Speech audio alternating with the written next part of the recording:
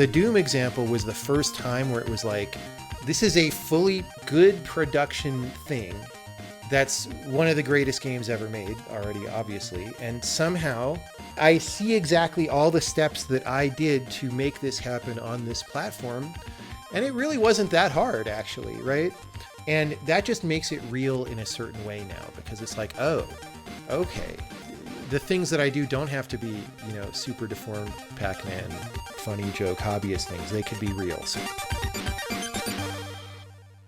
That was Jonathan Blow talking about how his work porting Doom to a set-top box was his first experience, turning his passion into a commercial endeavor. I think that's how I would describe that. Aaron, you were looking for his aha moment where it became real. Yeah. I think that might have been it for him. Yeah, I remember when we were talking, I called it out. And he was like, and he just kept talking. And I'm like, he doesn't know what I'm talking about. So I brought it up. You like to find that magical moment of inspiration. Yeah. What a cool cat. I never met him before. I've seen lots of things that I saw the indie game, the movie. He's out there on the net, a lot of stuff. Never got a chance to meet in person, and just really articulate, smart. Yeah. Has a very independent spirit. And he some of his. I'm not going to give stuff away, but yeah, you always do this at the beginning. You're like, hey, everybody, you're like the trailer. You're like a modern trailer. You know what? Go to YouTube, anybody here, and watch it. In a world. Yeah. The whole movie, he's giving it away in the trailer. Hey, you can do that voice, I bet. Can you do that voice? In a world. Actually, I don't know. I can't try right now. Can I? I'm not in the zone, man. It was good. You had your apple juice. You're pretty good. It's actually a very light. It's not apple juice. Oh. It's a flight. Aaron showed up and he's like, first thing, I got my apple juice and I see it's got a little foam there. That's not apple juice. Yeah. Okay. Well, it's Friday. Very light beer. Yeah. It's Friday. Yeah, it's the end of the day. Night. I still have work to do, though. I'm going to do some work. But I wanted to tell you, the aha moment is real. Everybody has it. You've had it. It's something that fuels you in the future. Do you know what I mean? Yeah. Where you flip from, I don't know, to I see the path. I see the path, and I'm going to keep going, and it's going to be hard. Like, we've had so many people on that are just like, we're poor. When are we going to have that for this podcast? What do you mean? Like, where we talk, you and me? No. When are we going to have our aha moment? We had it a long time ago. We've been going for a long time already. We're going strong. I'm kidding. Wow, I threw you. Sorry. You threw me. Yeah, I was like, what are you talking? I remember my aha moment. And I think when we started the podcast, we recorded our little things. We took them down from the website. They were up there at the very beginning. Yeah, that's right. And I remember my aha moment like it was yesterday. I always go back to it. It's like, boom. It was like, I'm going to make video games. And my life changed. The story about the dream you had? You woke up in a cold sweat? No. That'd be cool. What? No, it was Chrono Trigger. Yeah, you have a moment, and we've had that with almost every guest, where they have the same. It's like a story arc. And it just goes to show that if you want to be successful, it's hard. Like, it's not easy. Yeah. You know what I mean? Yeah. It's the truth. Yeah, it takes some. I'm gonna reference that last lecture by that professor from Carnegie Mellon, because it's so true. Those walls are there to thin the herd. What do people search? What do they search for people that listen? They want to listen to it. Okay, let me give you the link. But that is a very. I'll edit this. It's a really, really no. Don't edit it. Come on. I'm not gonna edit my searching. Come on. Well, it's live time, baby. So, I think that's really Randy Pausch, Pausch, professor, Carnegie Mellon. It's easy search on Google to find it on YouTube. It's called The Last Lecture. Yeah. It's very true. Great. And right now we're starting. We're like a Tarantino podcast. We're starting with the end first, and we're gonna do the beginning and the. So you gave away the maybe ending. Less blood. Maybe a little less blood. What are you doing? What are you up to these days? You always ask me first. What's going on in the world of Alex? It's been a busy week. I got to tell you, I've been learning verse, so I've been writing some code again, which is very exciting. Nice. It's a really interesting language. I actually kind of like it. I think it's an acquired taste, maybe. Not everybody likes it, but I think it's pretty cool. And our, the recording schedule has filled up too. We have some amazing You guests wouldn't coming believe up. it, folks. You wouldn't believe. Oh my He gosh. texted me. He's like, you're not gonna believe what's going on. I'm like, shut up. And then I saw the invitation, and it's like, what? It's a unicorn, folks. Yeah, well, you just got back from New Orleans and Unreal Fest. How was that? You got to meet the man himself, right? Yeah, I grabbed Sweeney while he was at the party. I was like, hey, man. Sniped him. Walked in. Sure you did. He's a really nice guy. Next time you got to take some merch. Yeah, it's a super nice guy. You got to take some merch. Give him some merch. I left some stickers around. I gave some. Met some fans. Okay. But that was a good time? Was it a good time down there? Man, I couldn't wait to come home and work on our projects. That's all I could feel. Not because you wanted to get out of there, but because you were just so jazzed. I was so jazzed. Every talk, I was like, oh, man, it's so cool. I was walking with a friend of mine who, as we were walking back from the conference, he's like, you know what? I really like this conference more than GDC. Because it's like felt smaller, more personal, people sharing, lots of learning happening. Maybe Everybody's kind of at the beginning of this big adventure. Yeah, maybe. Yeah. It's very well organized. Food. I don't know. I've never been to GDC. I should go. Wait, it's what? You've never been to GDC? Every year they said we had Well, to pay time for it out. ourselves. Time out. What? That's a lie. Year. I'm not lying to you. I've never All right, been. you're coming this year. All right, we're I going. want to go. All right. Maybe You know what? 18. We're going and we should do a little event or something, We should. That'd be cool. We should get some people together. Invite some. Yeah. All right. We'll think on that. Or a meet and greet at a bar. Do something like that, yeah. And the drinks are on you. Drinks are on Alex. Folks. You're the one who's drinking. Hope you all enjoy our conversation with Jonathan Blow. It is a very good one. It's a good one. It's thick. Hope you enjoy it. Are you a game developer or looking to become one? Consider joining the largest nonprofit professional group in the industry, the International Game Developers Association. Do you know the IGDA chapter near you is probably hosting an event soon? And they're probably serving free pizza. The IGDA supports game developers by providing mentorship, education, and advocacy for our craft. Whoa, a discount on Dell computers! And 75% off the Audio Hero sound effects library. If you're as passionate about game development as we are, check out the IGDA. Visit igda.org/membership and use the code IGDA 4th Curtain 15 to get 15% off your membership. Thank you for joining us today, folks, because we have a real treat welcoming Jonathan Blow to the show. Jonathan first got my attention, I think, 15 years ago. Has it been 15 years since Braid? Really? Yeah. 15? Yeah, 15 years ago. When Braid came onto the scene, Braid was very popular, obviously. It was featured in Indie Game, the movie. If you haven't seen that, that's worth a watch. Movie. And I looked this up, Jonathan. A lot of awards for Braid. Too many to list, but a lot. And then followed up Braid with The Witness, which I'm actually playing right now. It's totally my jam. I don't know why I missed it when it came out. No pun intended. But I'm really enjoying it. Thank you for that. Jonathan, I don't know if you would say you're known for being outspoken, but you definitely have a presence on the scene. I think a quintessential independent game developer and a champion of our craft as art.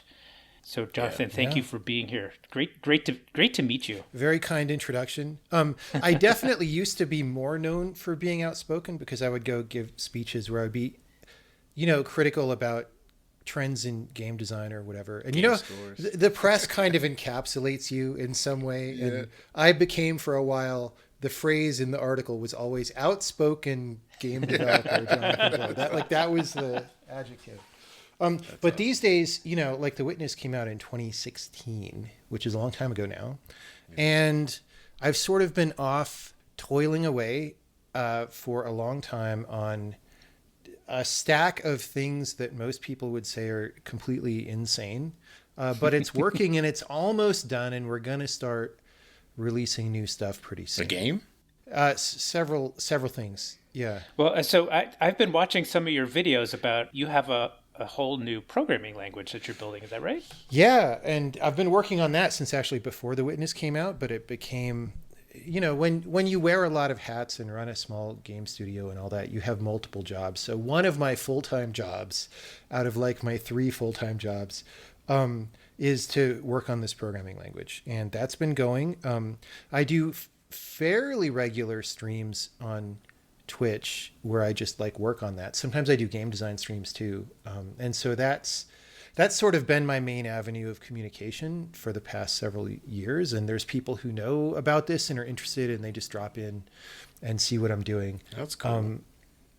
But yeah, so so let me just encapsulate what all we are working on right now. We're working on an anniversary edition of Braid. Nice. Because the original game is pretty old now, and like it was 720p, which isn't that great if you've got like a 4K or better monitor. And Right. we're doing some other stuff, and we're about to make announcements about when that's going to come out in more detail about exactly what it's going to have. But of course, because of that, I'm just not going to give that much detail here about exactly If when. you want to break that news, Yeah, right we're here. breaking it now, folks. Exclusive at thefourthcurtain.com. Well, it's not. So the thing is, we did announce that this was going to come out like way back pre-COVID, or when COVID was like starting. And then it kind of, the whole COVID thing put a damper on some of the stuff I wanted to do. Again, it's a little bit of a spoiler, but sometimes there have been video games that had commentary that was pretty interesting, right? But one failure mode of developer commentary is it turns into like people reading things off a script, and it gets really dry and whatever. Mm-hmm. And so I said, okay, instead of that, and it's not just the way it comes out in presentation like that, but what are the ideas that even go into the commentary? If you're sitting there and you're in this very premeditated commentary mode, it's a very filtered thing and a very, I'm trying to think of a good adjective for it, but you're only going to think of the things that you thought of, right? And so I said, hey, let's do a lot of the commentary conversationally. So I'm going to go to some friends and we'll record interviews, and then we'll sort of edit those down into things that can go in the game. And Oh, cool. just in the middle of COVID was not really a good time to travel around the country and do interviews with people, right? So this is in Braid. While you're playing Braid, it's gonna come on in the background, like. Well, there's like a whole bunch of stuff, and we'll show. I don't want to get too much into describing it in detail because we'll show it eventually. But yeah, so just suffice to say that has been in the works for a while, but like slowly. And we originally thought if you go on YouTube, there's a trailer where we say it's coming out in 2021, and that did not happen. So Wait, are you trying to say that a game that you're working on didn't hit a date? What? yeah, astonishing, right? So that's going to be the next thing of ours to come out. And then after that, there's a whole other big game that's a new game that we've been working on. And we haven't really announced anything about this game. I don't know what it's called yet, which is starting to be kind of bad because we're getting toward... we're not like almost done, but we're getting toward that last part of development. You gotta make a logo. You gotta make a start screen. We got to do all this stuff. Like you can't publicize a game where you're like, I don't know what it's called. Or you call it Untitled Project. Yeah, Yeah. no, go the Prince route. This game formerly known as. Yeah. But that game, Icon. it definitely, I work on it on the stream a lot. And so people it's not like a total secret what it is because a lot of people see it, but it hasn't been officially announced and discussed, and there's no trailer or anything. Right on. And so that game, it's a puzzle game also. It's sort of a top-down camera, kind of isometric-ish, but it's a 3D camera, right? It's like regular 3D. Mm-hmm. And it's a sort of a grid-based puzzle game where you solve puzzles between objects on a grid.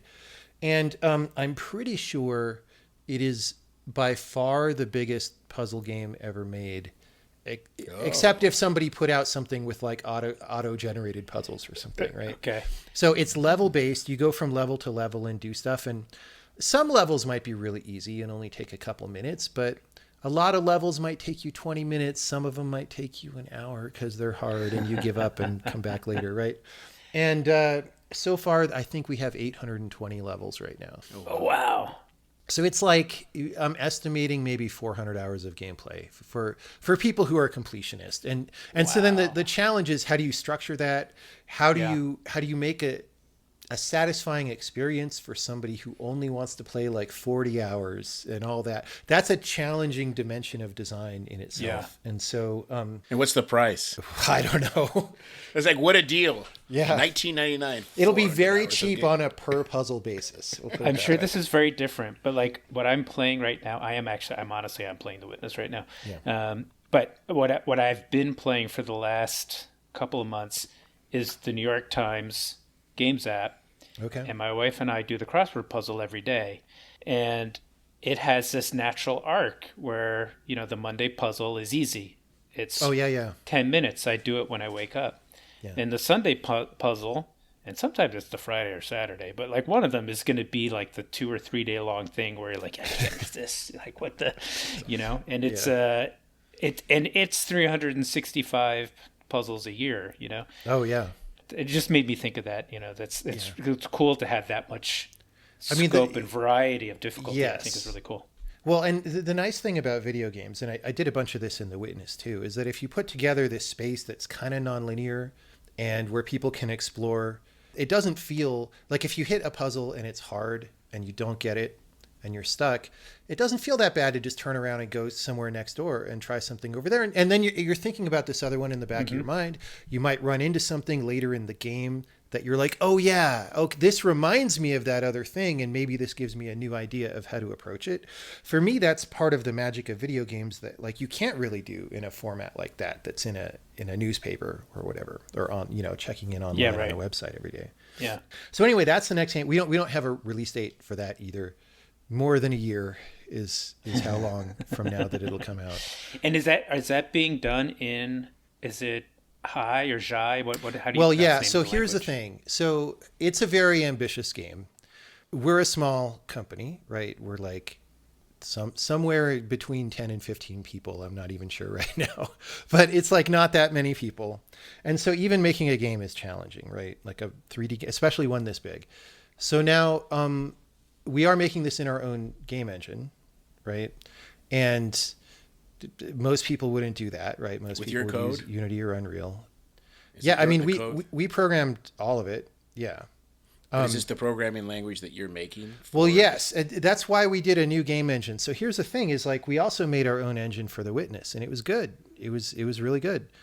But it was in C++, and I was very fed up with the way game development works. And like programmers are just miserable so much of the time. Like in the middle of Witness development, like, okay, making games is already stressful and hard sometimes, right? But then you go in every day and you're like, yeah, we're getting close to being done. This is the best thing that I've ever made. I should feel really good about it. And I'm just like bummed every day because like programming sucks so much. That's why I'm an artist, dude. Yeah.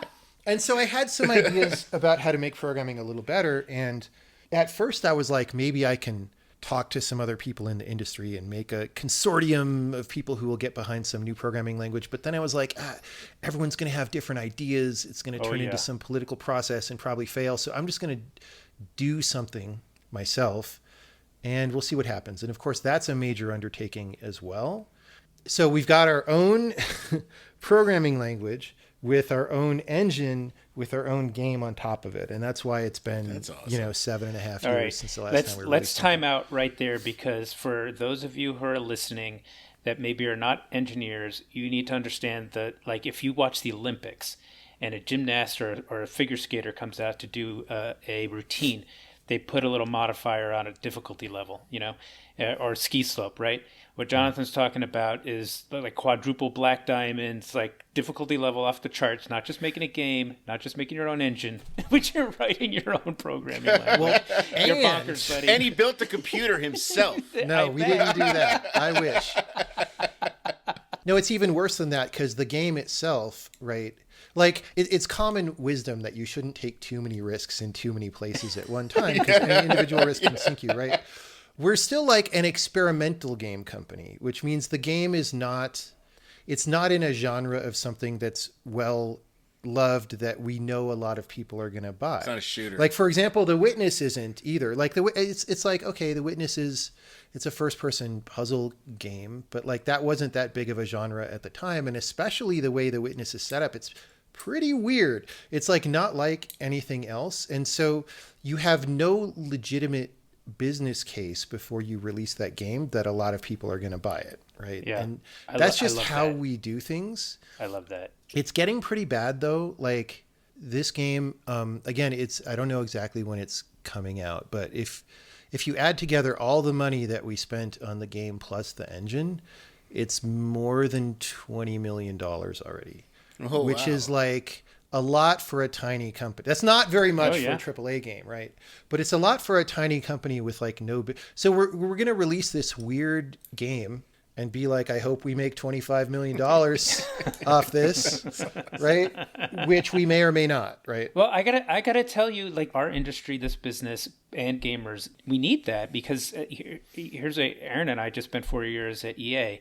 EA is a great company, but if you talk about an environment where it's difficult to make something new hurdle an investment risk, like the big publishers, that's what they're facing right now, So we need that mindset of we're just going to try something ahead. There's no comps for this, that this is different, and that's awesome. Well, and there's this weird paradox with independent games because I've always been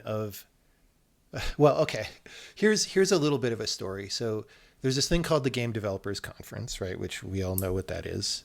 People in the industry, everybody in the industry knows what this is because it's the biggest conference where people go in San Francisco every year to talk about how to develop games across all topics: programming, design, art, audio, all that. Yep. And a long time ago, I started this thing called the Experimental Gameplay Sessions there, where I would put together, this was like back in 2002, when there weren't really independent games as we know them today. There was like a tiny trickle of stuff. And I was really interested in this idea of like, we need more life in game development. Everybody, even back then, 20 plus years ago, it was very common for developers to be very grumpy and say exactly what you said. Like, oh, these big companies, they're not creative enough. They're not taking enough risk, right? They're too afraid of risk and all that. And on the one hand, yeah, I don't like that either. But on the other hand, it is naturally what you expect. And in fact, it's the only responsible thing to do. Like if some investor gives you $400 million now, I don't know, pick a number, right? Depending on exactly what game. Like, where does that come from? It's like people's retirement accounts and stuff sometimes, right? And so it's not just exactly greed that makes you not want to be a jackass and lose that money. There's some degree of responsibility, like fundamental, like human decency. Like if you're going to trust me with $400 million, I have to not be an idiot, right? And I have to make sure you at least get that money back, right? And if you take that seriously, that leads you to a certain kind of thought process, right? About being very conservative, right? And so so I wrote this manifesto back at the time. I don't know if it's available on the internet anywhere, probably not, but I at least emailed it to my friends and I was like, I want to start this event where we say, okay, that's natural for these large entities to be very risk averse, but the life has to come in somewhere, and where it could only come in at the bottom when budgets are very, very low and people don't have that much to lose, right? That's right. And so let's recognize that there's this ecosystem where you have the big creatures that like just have to behave a certain way or they'll die very rapidly. And the small creatures, I didn't say it this way, I don't think, but they have to actually eventually get eaten by the big creatures in some way, but in a natural way, at least a creative way. Like they come up with some ideas and that gets, that propagates up. Right. And so life can get into the big games if it happens in a risky way in the small games first, and then people observe that. Right. That happened, actually. That's what happened with Braid and Super Meat Boy and Fez. It's happened with a bunch of things. Yeah. Like that was like a bunch of fuel for the industry. There's one very concrete example, which I don't exactly remember what the original indie game was. There's been a few games at this point that are like this, where there's two realities and you sort of shift back and forth between the realities and do stuff. Actually, Braid had sort of that, but not exactly in the same way, right? But there were several indie games in the early to mid 2000s that like did that. And then I don't, okay.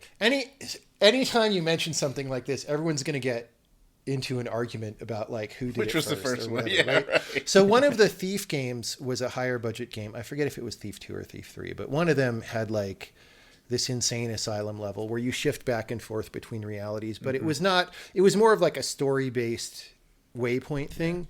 But then, you know, Titanfall 2 came out quite a while ago, and a quite large part of the game, which was critically acclaimed and got a lot of attention for the game, right, was this kind of like shift back and forth between realities and solve puzzles that way, and like, you know, do some action fighting between realities and stuff. And it was extra cool in that game because you didn't realize that it was a surprise, right? You play the game and it's a regular like, hey, I know Titanfall 1, now I'm doing the sequel, I'm like, I've got my big robot and stuff, and then like 2/3 of the way through the game you find this thing and it's this cool extra part of the game. And that was a very positive addition to that, right? And then you've seen that probably in a few other games since then.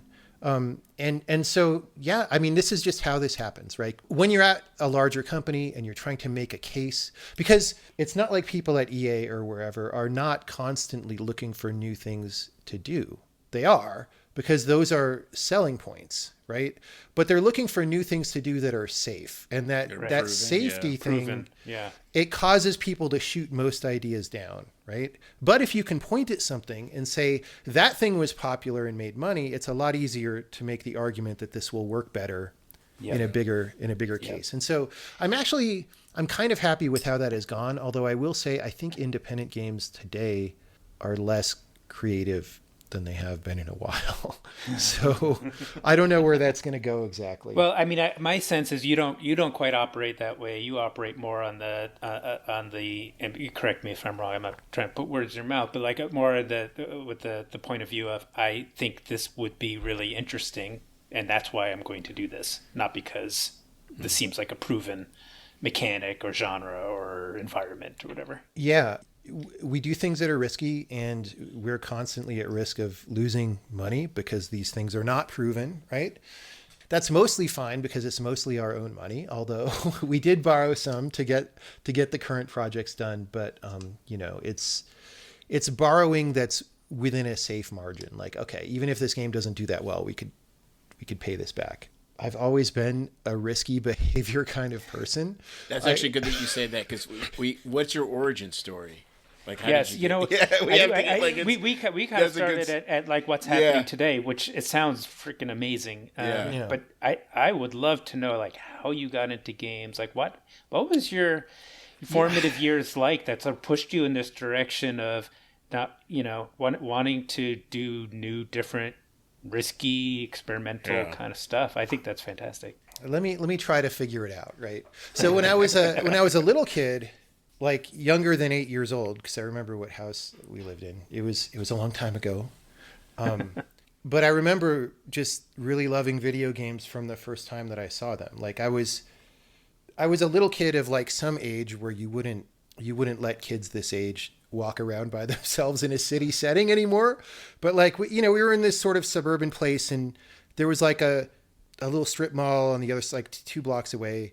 And there was like just a corner store that sells snacks and basic stuff. And they had a couple arcade machines in there, like Asteroids and Scramble or whatever. Scramble? Time, right? Oh my gosh, wait a second. You didn't grow up in where I did you? Because my corner store had Asteroids and Scramble. This was in La Palma, California.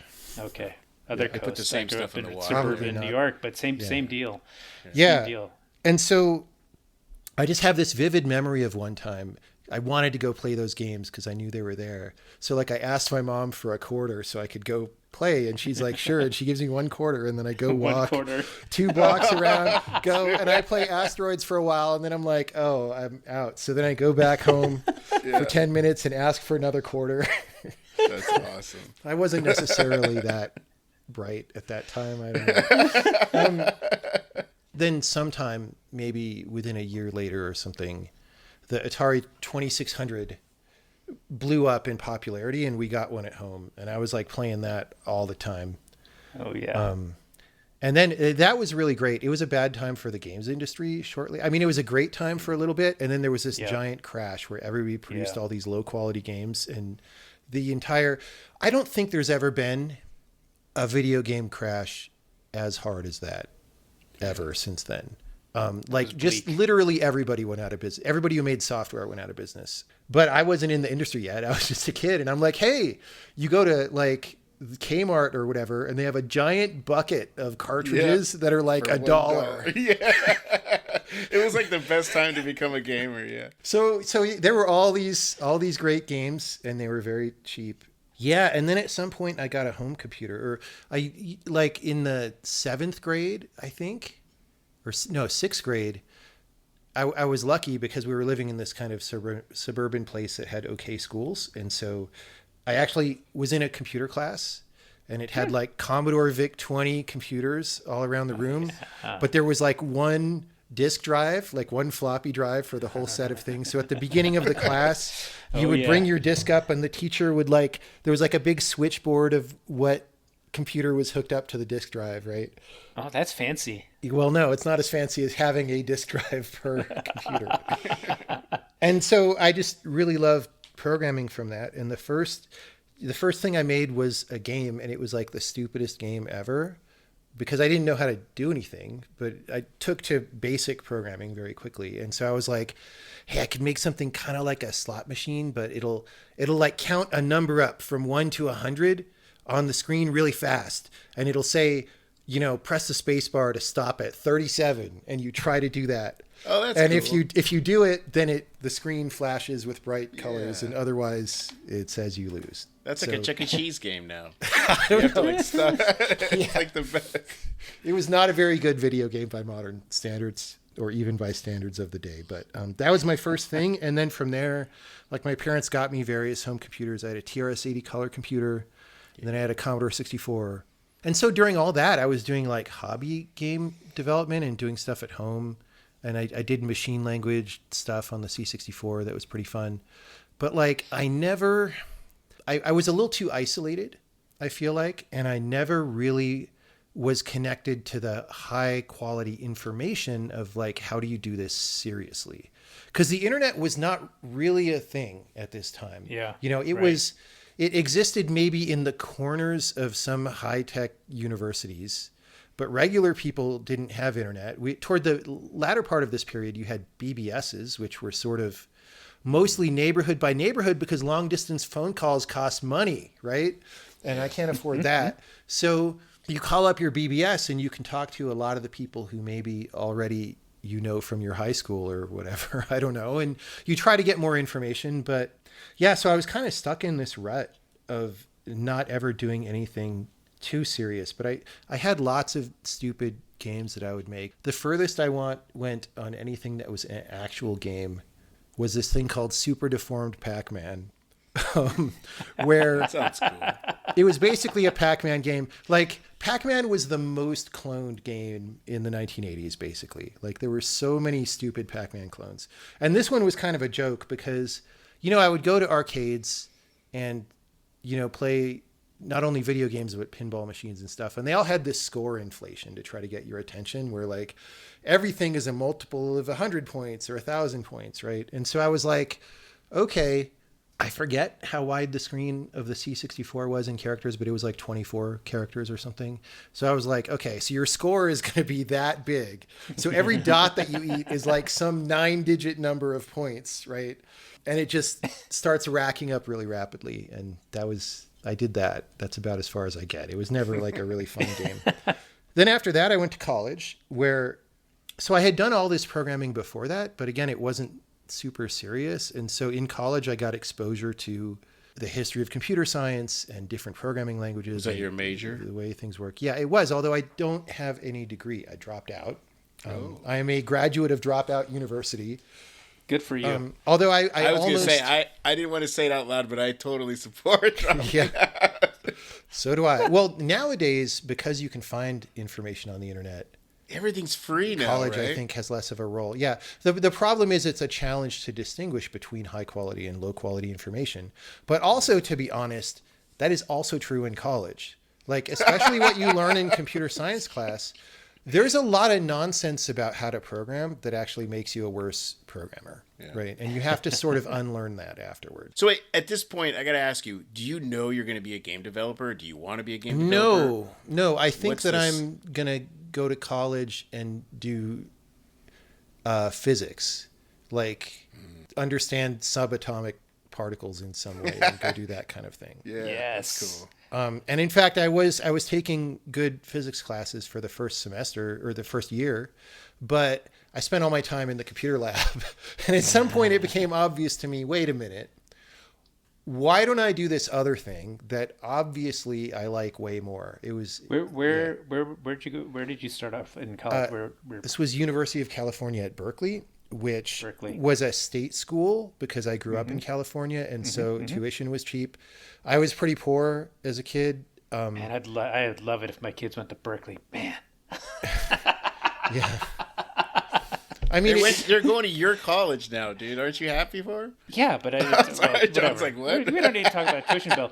But Sorry, John, go But ahead. do you we've met a bunch of people who came out of Berkeley. Some graduated, some didn't. But George Fan, Berkeley. Tim Schafer, Berkeley. Eugene Jarvis, I was going to I say didn't know Eugene that. Jarvis. Okay. Yeah. Berkeley. well, Berkeley is a really it's a historically a really good school for computer science, especially. Although not all those people you mentioned were computer science. I don't think either George or Tim actually. Tim Eugene actually was. has it. Tim studied computer science. Oh, That was he a did? surprise to me. Yeah, I would have thought he was an English major. Or He something. would have been in a generation before. He must have been out of there before I showed up. I was kind of depressed, though, a lot of the time there, in part because computers are really depressing, but also I just didn't like being in school. And that's why I eventually left. When I left, I was, I think, 3 classes away from having a degree. So I could have finished in one more semester, but I just didn't want to do it, you know? Well, all right. Okay. That's listening to your inner voice, right? Yeah. I mean, I guess that is a fundamentally risky thing to do, or so one way to look at it is risk, but another way is how conventional are you, or how institutional are you? How important do you think it is to cohere with traditional institutions? And I've always been someone who didn't think very much of that. Oh, the other thing that people should understand about this, right? And it's hard to communicate this to younger people today. They think they know what like being a computer nerd is or whatever, but you totally don't. Like when I was in high school, if you were a computer nerd, you were culturally ridiculed, and it was kind of a disgusting thing, and there was something wrong with you. And that was echoed at all levels of society. So you saw it every day, and you also saw it in the movies and on TV and all this stuff. And there was no counterexample. So we still have some of that today, right? There's still like all this making fun of nerds and whatever, but today you have the other end of the equation where it's like, oh, but also these guys are the richest people in the world and run these giant companies and all that. We didn't have that. Okay. Yeah, right. If you went to the guidance counselor and asked what job should I be, they would say doctor, lawyer, or stuff like that. I didn't care at all about having a good job. I wanted to do secret cool stuff that most other people wouldn't do. That was sort of my guiding Secret thing. cool stuff. Now, that said, if that is someone young out there,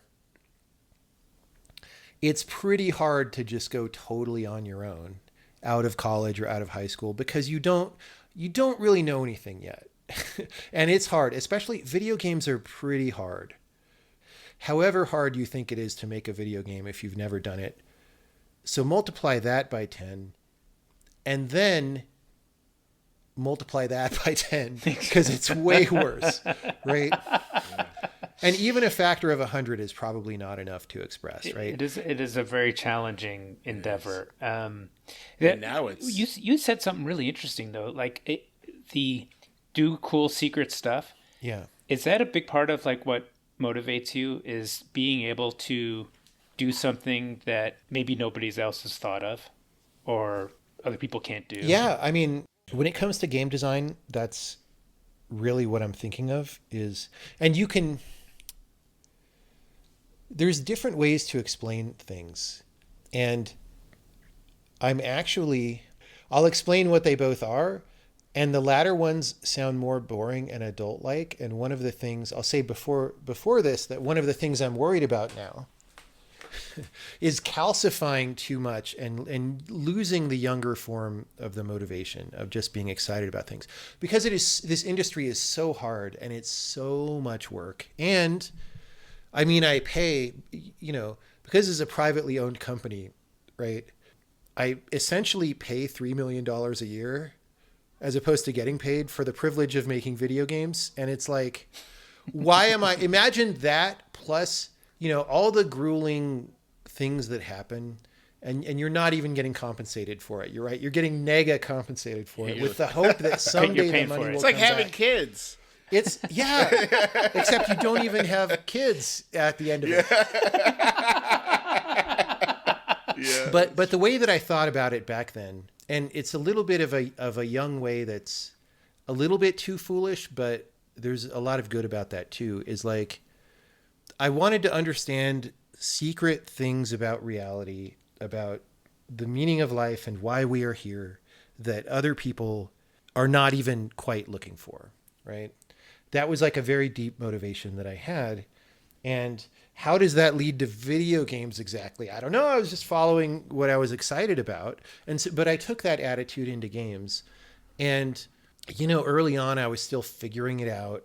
And it was just hard to make things. And I also, when I started making games, it was the absolute worst time. I mean, probably the absolute worst time would have been during that aforementioned when was video game that? crash. When Okay, was so that? I started my first game Braid company. came out perfect timing. Oh, yeah. Like, I was like, what? That's like Braid is way later. That was a grand slam. All right, so when did you start? So Braid came out in 2008, which means I was a professional in the video games industry for 12 years before that game came out. And what I was doing initially, I started my company with a friend from college. Neither of us had any video games experience whatsoever, except for playing them.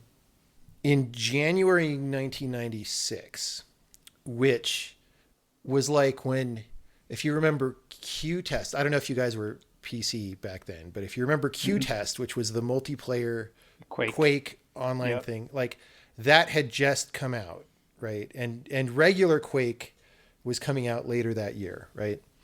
And so it was right exactly when video games were going 3D, which meant all this stuff was really hard to figure out.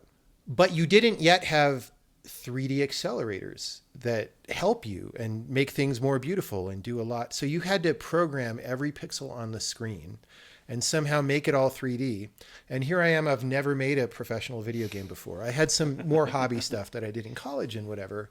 And it's like, oh my God, this is so hard. And so me and a friend, we toiled in an office for like 3 or 4 years making a multiplayer, server-based, drop-in, drop-out science fiction war game, which was pretty good technically for the time. It was really good, but I wasn't that good at design yet. So it was like, there was some relatively minor tweaks in design could have made it a much more enjoyable, more popular game, but I didn't know yet. I didn't have that experience. Design is actually pretty hard.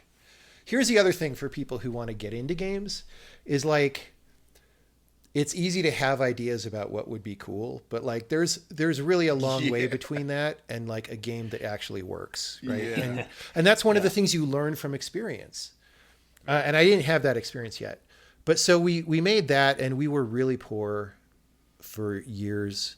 We ended up like $120,000 in debt back when that was really real money, like in 1999, 2000. And that was my first game industry experience. Welcome to the biz. Yeah, and then you laid yourself off. Yeah, we did. Yeah, you did. And it was the worst because like I always had this personality, like I'm not giving up, we're going. But one day I just look at it and I'm like, okay, wait, really? We could keep doing this, or it could just be time to push the reset button. And I was like, let's push the reset button. And that was a good choice, honestly. It was a very grueling time. I was really burned out and couldn't really program for a long time after that because I just worked so hard. Yeah. And like if you haven't experienced this, it's hard to explain, but I would sit down in front of the computer and want to program and my brain just wouldn't do it anymore. You know? And you know, I was poor and we decided to split the debt and pay it back as opposed to declaring bankruptcy or something. So I was off just doing various jobs to pay back my $60,000 of in the hole. That's awesome. But it was essentially a failure, except it was actually very, very good because it was so hard to do the things that we did. It was the absolute best, or I won't say absolute best, but it was a very good like boot camp for how do you build up your skills to be able to do these ambitious kind of things, because you know, you have these big dreams. You've never done games professionally before, so you don't know just how ambitious they are. And you're making them all happen. And it's only you. It's two guys in a room in the beginning. We hired some people later, but nobody, you know, if you don't do it, it's simply not going to happen, right? There's not like a rest of a team to ride on. And at a bigger company, there's a certain amount of momentum, right? Because like the whole project is moving forward. And that is a relief in some way. It's way less stressful because you're like, okay, if I'm not having a good day today, other people are doing stuff. It's fine, right? Whereas when you're on your own, it's like, if I'm not having a good day today, no progress is being made. And that just makes it feel so much worse. But then the thing about a big company that has that momentum is it actually, the coordination with other people and with the process of the company slows you down. Sucks the life right out of you. Yeah. Well, that too, that too. But just in terms of like, as a programmer, how many things do you program and how much stuff do you try and all that? That's way slower on a bigger team. Whereas if you're on your own, it's like you're revving your engine as fast as you can make it go, right? That's right. And so I learned really a lot, but I lost a lot of money as well. What was it? Did that company it must have had a name? What was the name? Yeah, it was called Bolt Action Software, as in a bolt action rifle. And you can look it up, and you can probably find some, you know, video and screenshots of the game we made. It's going to look crappy by modern standards because every game from back then looked crappy. Oh yeah. But so college, you drop out 3 credits away from graduation, and did you start Bolt Action with your buddy right immediately. then, Bolt Action was like after I was out by like a year, because this friend who I started it with was off in graduate school or something, and I was sort of waiting. So what I did before that was just contracting, or no. At first, I took like a legit job at a company that, because you know you're in college, you know other people from computer science and stuff, and one of these guys was like the lead of the programming team at a company that did like automation software that was based in San Francisco. And I was like, I don't know what I'm doing. Why don't I just go try this? Right. And it didn't work out that well. But the whole company didn't end up working out that well. My sense is you're not really the corporate employee kind of guy. No, this was a pretty small place. It wasn't very corporate. It was just like 10 people or whatever again. But the goal of the software was not fundamentally exciting to me in the way that games were. Right. So I quit from that. What was that aha moment that you were like, I want to make games? That's because you said you got to a point where you're like, I'm not going to give up.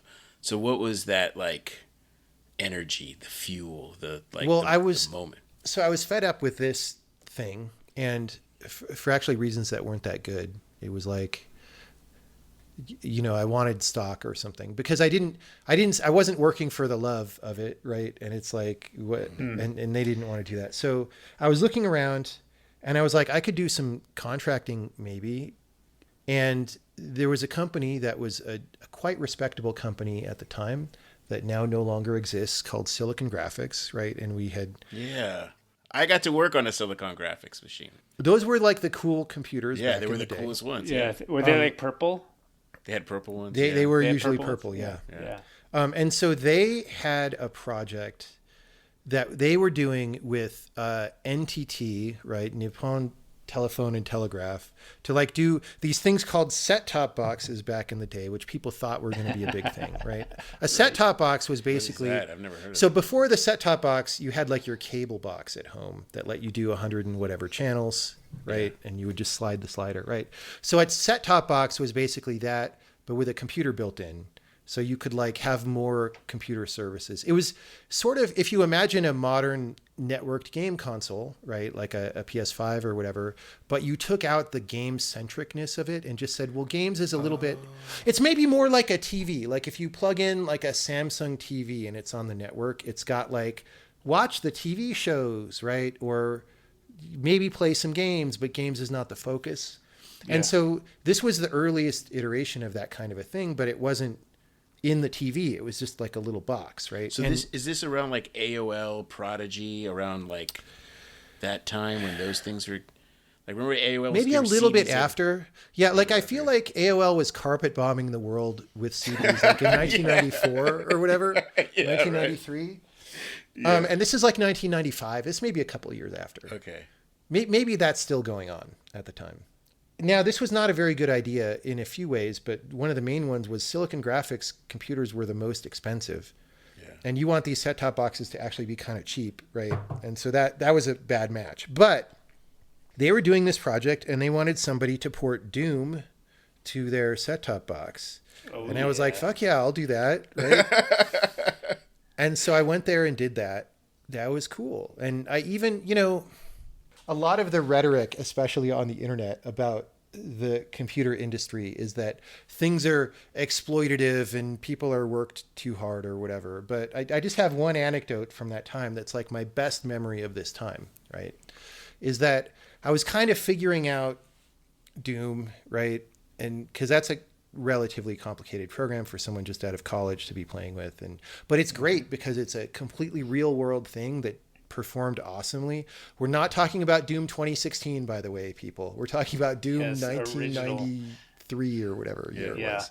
And so you've got to get all sorts of things booted up on this system. Like you've got to load files, right, to draw anything, but the files are on a server over the network, and there's like weird API calls to do that. And then those are really slow. It takes like an hour to load all the files because this system was not made for games. So then I had to make like a server process that let you do like this special scatter gather protocol where you could request a bunch of chunks of a file at once, right? And then it would come back, and that way I could get Doom to load in like a minute instead of an hour or whatever. But my best memory of that time was, I hadn't figured out the graphics yet, and I was really excited because I got to a point where the window would open and you kind of could tell it was Doom because there was like a lot of imagine some science fiction movie where like the transmission's being jammed, but you can like barely see, right? So I have it going at that point, and I'm like, oh, cool, dude, I can see, wow, it's going, right? Yeah, this is gonna happen. And then it turns out at lunch, they're like, I didn't know all the details, but it's like the bigwigs from Japan are coming on Monday to inspect the project and see progress. And I guess because some milestones had been missed and they were angry or something, right? Because this was a whole big, like essentially a whole operating system customized for the set-top box with all these different programs and stuff, right? And so I was like, uh-oh. So I went to my manager and I was like, I think if I work over the weekend on this, well, first I asked him, is this good enough to show progress, right? Because I was excited that you could sort of see something on the screen, and he was like, no, that's not going to do it. You understand, they don't. Yeah, that's awesome. But I was like, I think if I work over the weekend, I can get this going, right? And so I did that. And I had to take the frickin' Caltrain down from San Francisco. Like, it was... That's when you became a game developer, if I work. It was like a 2-hour trip each way, at least, to get to this office and back. And like, I just went there over the weekend and I grinded until late at night. And on Monday, Doom showed on the box perfectly. Some Japanese, executive guy came over at one point. Well, first I said to the manager, look, and he was like, oh shit, this looks great. Right.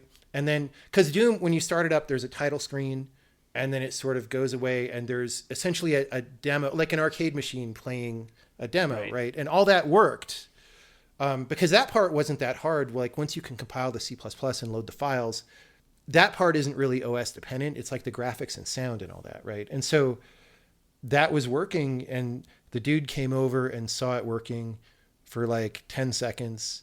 And I was like, hey, I can run around in the game. Do you want me to show you anything? Do you want to play? And he just like nodded and walked away. Right.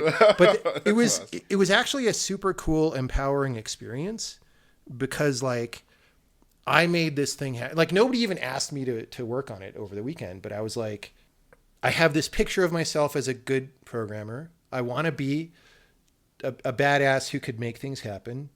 Let me just this is what I'm excited about. Let me just do this. Right. So that was really cool, actually. And if people want to get mad at me for being like exploited by the man, like, fuck you. That was one of the best experiences of my life. Now that only lasted a weekend. If it had been like 6 months, I might feel differently about it. Right. Well, I mean, we've had that conversation with a few folks. Yeah. I mean, I think there is a difference between drive and the crunch that's exploitative, where it's like somebody made a commitment on your behalf and it couldn't be met, and then now they're reliant on exploiting you to make that commitment. That's horrible. But if you're driven and passionate and you're like, oh, I really want to do this thing, and you're going to work hard for it, that's drive. That's okay. Yeah. And, I run a game studio now, and we have never really crunched, although I think naturally when you get close to shipping a game, people who have the kind of drive you're talking about, they'll say like, oh, I see how much better I could make this thing in the next 3 weeks before ship. And I'm just going to work. Like if people are naturally motivated to work hard, that's great. And that's the ideal situation. Yeah. But again, we have the luxury, if we get toward launch and we don't feel like we're going to make it and we delay 3 months or whatever, that's not that expensive, right? If you have a 400-person team or 1,000-person team and you delay like 3 months, that's a lot of money. And so it just changes. And so I understand how these things happen. But I also, the weird thing is, I feel like crunch in the games industry was way more of a thing like in the early to mid 2000s. Yeah. Like I feel like people complain about it today, but it's not that bad today. Right. Whereas those of us who have been in the industry a long time have seen some stuff. Like I never really had to crunch like that because I never worked at one of those companies, but like it was a thing. It was a thing. Did you do that on Braid? Were you crunching on Braid? Was I? We have to hear about Braid. Yeah. So after Bolt Action shut down, I was doing just general contracting in the games industry. I did a few months at Oddworld. Hey, that's contracting. All right. I on did the first one? No, this was. So there was a game called Munch's Odyssey, which was their first 3D game, and they were trying to do this transition from the 2D games that had come before to 3D, and it was a really difficult time for the studio. Right. Mm-hmm. And so I came in to like just try to help push things along. Right. And was that on the original Xbox? Was that? Yeah, I think so. Yeah. Yeah. I remember that.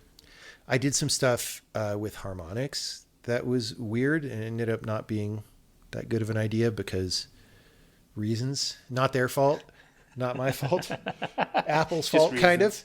And then, well, I can say what that was. So they had a game.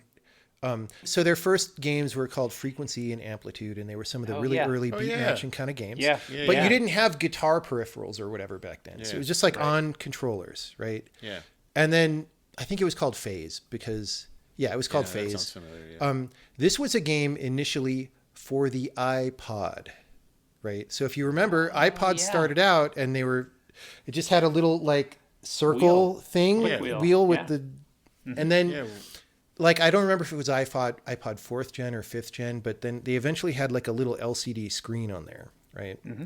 That only lasted 1 or 2 generations of iPods because the iPhone came out eventually, or like they announced that was the direction of the company because they announced the iPhone probably a year before you could actually buy one or something. I don't remember. And so Apple is notoriously very secretive, right? And so Harmonix was working pretty hard on this game and putting all these resources in because they're like, wow, we think iPods are cool and could be the future of gaming and stuff. But it was this super underpowered CPU and like terrible, and you had to fit on this tiny screen. And like Apple knew that they had these things with a totally different operating system with big, beautiful screens and stuff. And they literally never told anyone because that's how they do things, right? And so we worked on this game. It was fine. And then it just wasn't the future of those devices. I worked at Ion Storm in Austin for a little bit. What'd you do there? I was for a little bit on the engine team, just as a contractor that worked on the engine. No, that is a different Ion Storm. So that was Ion Storm Dallas. You were working with Warren. Yes, Warren Spector ran Ion Storm Austin. Deus Ex, right? Deus Ex 3, or no, Deus Ex 2 and Thief 3. I got it backwards. Deus Ex Invisible War was the name that shipped as. And I didn't work on the game at all. I was like in the engine. And honestly, again, part of it went fine and part of it really didn't go well for reasons where, in retrospect, I could have fixed some of the problems with like one conversation. Just like, hey, Warren, here's the problem. Can we do this other thing? And I didn't do that. So I was like in this hell of like trying to duplicate all the features from the Unreal particle system, but in like a separate particle system that was faster. I don't know. These were all small, short things. So we'll skip small past things them, where you learned a bunch. But those were the kind of things that I did, right? And then, and between contracts, I was also working on my own little experimental indie games all the time, and none of those ever got finished. Because in part I was like motivated by hard technical challenges, and then they would end up being too hard, or just, I don't know, when you're kind of working aimlessly on something and going gets rough, it's easy to switch to some other idea that you have, right? And so I was doing that for a long time. And then by the time I started working on Braid, it was partly out of frustration. I started working on it in 2004, and that would make me like 33 years old. And I was like, I want to be this, cool game designer person who does imaginative, interesting things, but I keep doing these little projects that like putter out and don't go anywhere. It's time to get serious, and I'm just going to do whatever it takes to get serious. And so I made Braid a 2D game instead of a 3D game, in part because I had done so much 3D and knew that was a rat hole that could make things very difficult and time consuming. And it's like, okay, since my problem is not finishing things, my problem is not finishing things, and I want to make this game really interesting design-wise. So the design is going to be difficult and risky. So let's make everything else as not difficult and risky as we can in order to facilitate success. Yeah, and smart. so that was the mindset. And I was like, I'll work on this for a year. It ended up being 3.5 years. I could do it much faster now, right? Because I'm better. But once, after the first year, I saw how good of a game I thought it was. And it's pretty natural once you see the potential. Like it was a playable game at the end of the first year with like lots of great stuff in it, but it wasn't as nice as I saw that it could be, right? So I was like, okay, let me just heads down and keep working on this. And that was fortunate for that, because as you mentioned earlier, the timing of it was very perfect of when the game came out. If I had released a worse version of the game 2 years earlier, I'm not sure that would have been a very good thing, right? Yeah. Is that all you were doing? Just Braid for 3.5 years? No, because I was broke sometimes. So I did some more contracts in the middle. And again, they didn't go as well as I wish they did. Although, again, negative experiences loom larger in the mind. But I worked on, so there's this company that still exists called That Game Company, right? And they started as students at USC. And they initially were doing stuff very closely with Sony. So their first game for it might have been PS3. Yeah, it was. Because the PS3 development kit, I don't know if you guys have ever seen one of these. The initial one was like, it was like a refrigerator, dude. Yes. And like getting one of those shipped to your house and even setting it up was an ordeal. But like, so I had that, and I was working on it remotely, and I was doing some graphics and system stuff for their first game called Flow in the middle. Yeah. But again, it was this thing where I was unhappy doing that kind of thing because my full attention was not on the contract, because I don't want my game to completely stop. But then my full attention isn't on my game either. So it's not going as fast and whatever. So eventually it turned out I had a friend who I could borrow some money from. So I used that to finish the game and didn't do any more contracts, which was a good decision. It was also, I was paying some people to help with like graphics and sound. And so it wasn't just my cost of living. And so that gets, if you're not used to that, it gets expensive really fast. But it was mostly you and then a few contractors that were helping with. Yeah. So it was me for 3.5 years. I will call it full time, but it's really, it's what you're thinking about every day. even in you don't really have off hours when it's just you making your own game. So it started out just as me. And then pretty far into the project, I want to say like around halfway through, I had tried in various ways to make the graphics nice, like hiring different people and stuff. And it really wasn't ever working. And it was very frustrating. One time I got scammed by a company for $20,000, which is a lot in those. Oh gosh. And then, so I got eventually connected with David Hellman, who ended up being the primary artist for the game. And he worked on it, let's say part-time, like 20 to 30 hours a week, something like that, for about a year and a half. And then there were a couple people who did sound at various times. And then some other folks. So I know you've had Edmund McMillan on here. Mm-hmm. He actually did the character art for Braid initially. And it was like one of the like things that I felt worst about in video games is at some point we had this game and it had like Edmund's characters, which look, you know what his games look like, right? Mm-hmm. They're these style, yeah. Cartoony, kind of flat shaded Flash characters with Edmund style. Mm-hmm.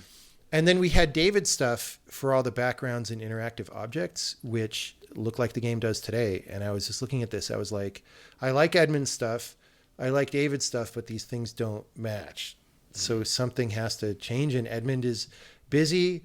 And most of the art assets anyway are in David's style. So I was like, let's have David paint over Edmund's stuff. So we did that, and that kind of sucks because I'm like, sorry dude, but yeah, it's fine. I think given the fact that he then did Super Meat Boy and Binding of Isaac, I think he's doing okay. He should be doing very well. He doesn't need Braid credit to be known. Well, he still gets it, right? He still gets it, but it's just I don't know. I feel like I would feel bad about it if I were in his position, but at the same time, you have these responsibilities as the person where the buck stops with you about everything ultimately in the game. You determine how good the game is, right? And that's right. Sometimes those decisions are hard. And sometimes they're hard in a way where you know a lot of people would make the opposite decision. And maybe the willingness to make the other decision helps make your thing more different and more successful than other things. I don't know. That's a very generic statement, but I've seen stuff like that at other times in my career as well, where a lot of people are just like, oh, you couldn't do this, so we're going to do this. And it's like, really? Couldn't you do that? Really? Mm-hmm. And like art style or whatever is a very small example, but, just look at like Elon Musk frickin' started a rocket company. Like what? Like he didn't know anything about rockets when he started that company, but he was just like, yeah, I can do this. So taking into consideration seriously things that everybody else assumes by default are not going to be that way is actually very valuable. A lot of the time you'll have the idea, maybe I do this, and like, okay, no, obviously that's stupid, right? But having the habit to ask yourself that is actually really good, because some percentage of the time you'll go like, wait, actually, maybe we really could do that. 100%. I think that's really hard to do deliberately. Maybe it's easier to do, like, if you don't know any better, you're willing to try some things that most everybody else would think you shouldn't do that. But doing it deliberately is super hard. And I think you're right. You get, that's where interesting things can happen, is when you really challenge what's possible or not. Yeah, for sure. If you're willing to go through it. So I know we've kept you pretty long, but I wait, can I ask you a quick question before you switch gears? I know you want to ask. I want to know if that weekend that you decided to work to make that thing happen was like the moment you're like, I could do stuff if I could do this. I mean, I think I believed it before that to varying degrees. Like even in the home computer days, I was doing like assembly language programming of like cool, how like there would be cracked software and they would have like the intro in the front that would do the funky graphics techniques. Like I did a little bit of that kind of a thing. Never the best ones, because I didn't have but I was already like doing stuff, right? But it was always like hobbyist stuff that was never as good as things that were in the world, right? And so the Doom example was the first time where it was like, this is a fully good production thing that's one of the greatest games ever made already, obviously. And somehow I see exactly all the steps that I did to make this happen on this platform. And it really wasn't that hard, actually, right? And that just makes it real in a certain way now, because it's like, oh, okay. The things that I do don't have to be, super deformed Pac-Man, funny joke, hobbyist things. They could be real. So I do think that was an important step. But I was also prepared for that step, right? Like I had a good level of programming skill already. I had a good level of like puttering around with programming really for a long time. And so programming is just really hard, right? You have to put in the reps before that opportunity so that when the opportunity shows up, you can do it. And that's good. Fortunately, I was set. I didn't know that beforehand, but I had done it and then it worked out. So I do think that was a relatively pivotal moment. That's the soundbite. It's true. It's like I was right. He was born that day. Okay, Aaron wanted one final question. I want one final question too, which is I remember when Braid was, I think it was before it came out, and people were talking about it. It was like there was buzz, and I'm just curious at that time how did you get on the radar? I mean, it was like you making this indie game, and indie games were not like, there was no Steam. Yeah. Internet wasn't a viral marketplace with like TikTok and stuff. Did that just happen? Or was there something? It was not an intentional marketing campaign of any kind. Like I was not sitting there. Well, okay. I mean, I was like anyone who makes a game is probably thinking to some degree, like, how do I get people to notice this and play this? And I certainly had those thoughts, right? But most of the attention that the game got beforehand was kind of natural, right? And so I mentioned before I did this experimental gameplay workshop thing at the GDC, and I was always looking for stuff to show. And so a couple times I showed stuff from Braid, like 2 years in a row. The first year I showed the basic time stuff and the different mechanics and whatever. And then the next year I had finished sort of a version of the end game, which is a thing that's pretty cool. And so I showed that, and there were press there covering the event and stuff, and that was good. But also other developers knew about it.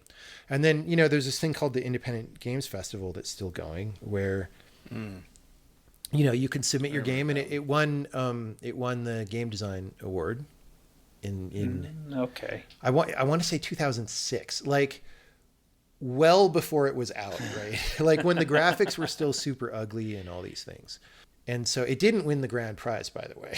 I forget who won it that year, but it's hard to give grand prize to a game that has a lot of programmer art and whatever, probably. So I think those things together made it get on people's radar. And then also, though, I mean, the game is just very different from a lot of other games. And so it's easy to talk about. It's easy to find a couple things to say about it.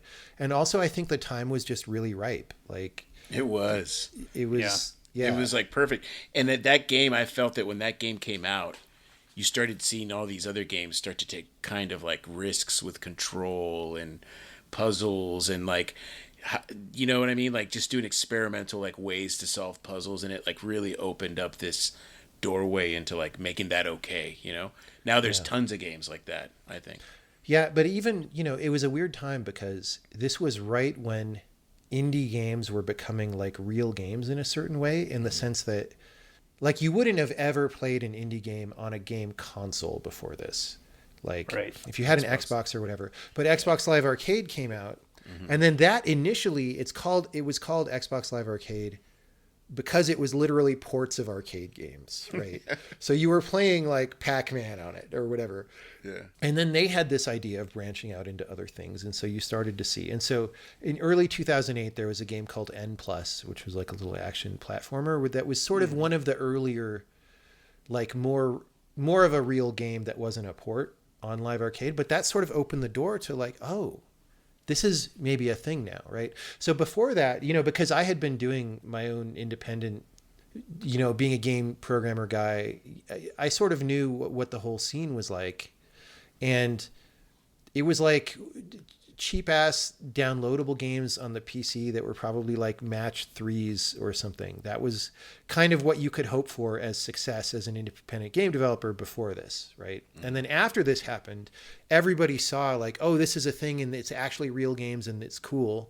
And then all these developers switched what they were doing, and that created all this. It's just crazy now, right? Like most games are independent games. That was not at all true at that time.